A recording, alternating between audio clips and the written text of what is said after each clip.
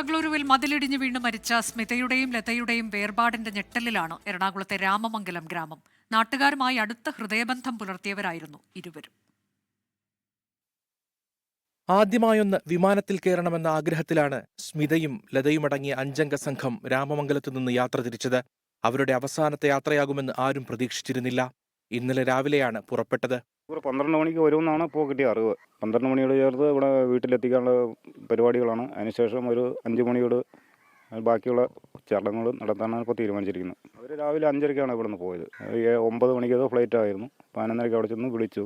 പക്ഷേ ഇത് നമുക്ക് താങ്ങാൻ പറ്റാത്ത സംഭവിപ്പോയി. 3 പെൺമക്കളാണ് സ്മിതയ്ക്കുള്ളത്. അപകടത്തിൽപ്പെട്ട 5 പേരും ചേർന്ന് നടത്തുന്ന ഫുഡ് യൂണിറ്റാണ് പ്രധാന വരുമാന മാർഗം. കുടുംബത്തിന്റെ ഏക അത്താണി. ഇവരുടെ വേർപാടിന്റെ ഞെട്ടലിലാണ് നാട്.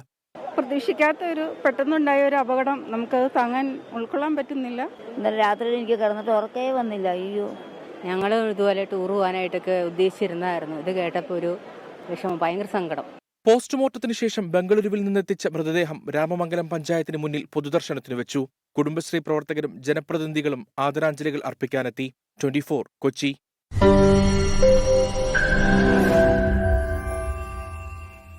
ലോകത്തെവിടെയായാലും ഏത് സമയത്തും 24 വാർത്തകളും ഓഗ്മെന്റഡ് റിയാലിറ്റി പാക്കേജുകളും എക്സ്പ്ലെയിനറുകളും വിശദമായി കാണാൻ ഞങ്ങളുടെ യൂട്യൂബ് ചാനൽ നിങ്ങൾക്ക് സബ്സ്ക്രൈബ് ചെയ്യാം.